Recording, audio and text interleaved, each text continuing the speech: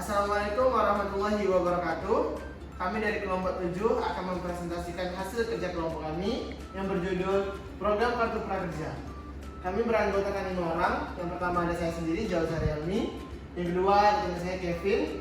Yang ketiga Muhammad Sakif Rafi'i. Keempat Adrian Sobana Kurnia Putra. Dan yang kelima Muhammad Rizky Indrawan.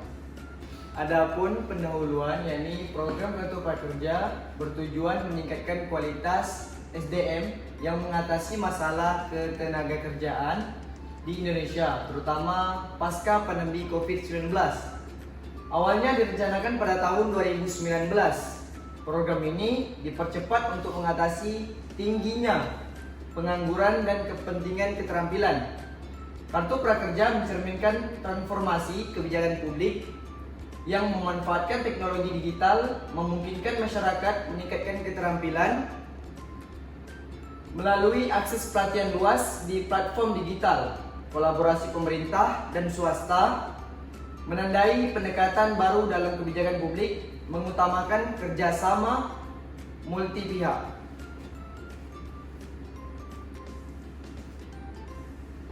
Dalam pemulihan ekonomi, Kartu Prakerja tak hanya menjadi jaring pengamanan sosial, tetapi juga alat peningkatan kualitas tenaga kerja dengan dampak ganda berupa peningkatan kompetensi dan insentif keuangan. Tantangan pelaksanaannya mencakup infrastruktur digital, literasi masyarakat, dan kualitas pelatihan yang memadai. Program ini adalah contoh inovasi kebijakan yang menjawab perubahan sosial ekonomi dengan pendekatan kreatif dan berkelanjutan, berpotensi mendorong pembangunan ekonomi dan daya saing tenaga kerja Indonesia. Selanjutnya di sini ada kajian teori. Menurut Thomas R.D. pada tahun 2013, kebijakan publik mencakup semua keputusan yang dibuat atau dihindari oleh pemerintah. Dalam konteks Kartu Prakerja, ini mencerminkan keputusan pemerintah untuk menangani masalah ketenagakerjaan. Menurut William N. Dunn pada tahun 2014, kebijakan publik melibatkan keputusan yang dipengaruhi oleh komunikasi, sumber daya, dan struktur birokrasi. Selanjutnya kita masuk kepada pembahasan, yaitu program Kartu Prakerja. Program Kartu Prakerja adalah inisiatif dari pemerintah Indonesia untuk mendukung para pencari kerja, pekerja yang terkena PHK, dan mereka yang membutuhkan peningkatan keterampilan melalui bantuan pelatihan dan insentif keuangan. Berdasarkan Perpres nomor 36 tahun 2020, peserta dapat memilih mitra pelatihan online melalui mekanisme pasar terbuka. Nah, program ini berfokus pada penanganan dampak pandemi COVID-19. Sejalan dengan Impres nomor 4 tahun 2020, program Kartu Prakerja kini mencakup pekerja terdampak pandemi, termasuk pekerja yang dirumahkan, di PHK, serta pelaku usaha mikro dan kecil. Menurut Kemenaker, pandemi telah mempengaruhi 2,08 juta pekerja di sektor formal dan informal. Pelatihan diselenggarakan secara online dengan mitra seperti Tokopedia dan Ruang Guru. Sementara dompet digital untuk transaksi disediakan oleh BNI, OVO, GoPay, dan link lainnya. Isu program Kartu Prakerja. Pembahasan ini mengidentifikasi masalah program Kartu Prakerja dengan 4 konsep utama. Yang pertama yaitu ketetapan sasaran program. Yang kedua ketetapan pelatihan. Yang ketiga proses pemilihan pelatihan.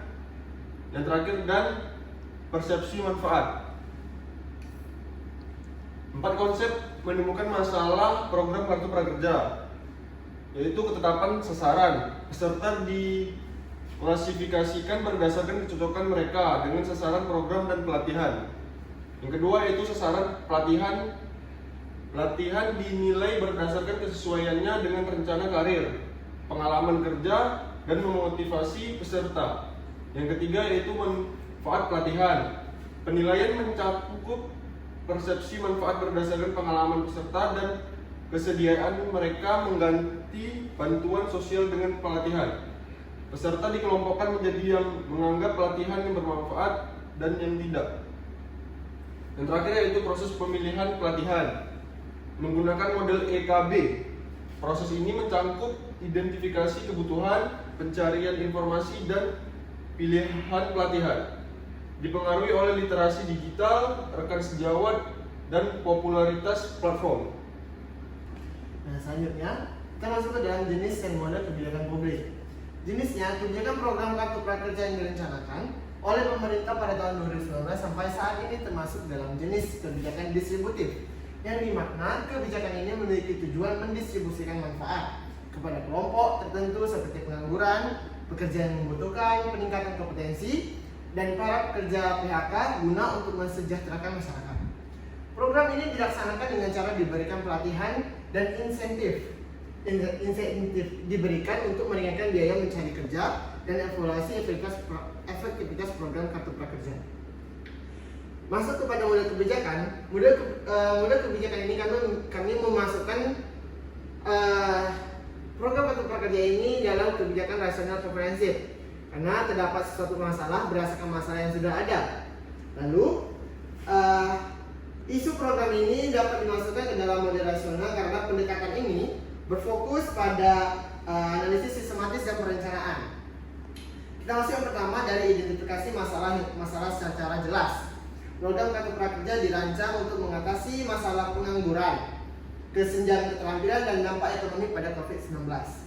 Yang kedua, ada pengumpulan informasi yang mendalam. Dalam program kartu prakerja, pemerintah mengumpulkan data tentang kebutuhan, pelatihan tenaga kerja, kondisi pasar kerja, dan juga dampak pandemi pada sektor ketenagakerjaan.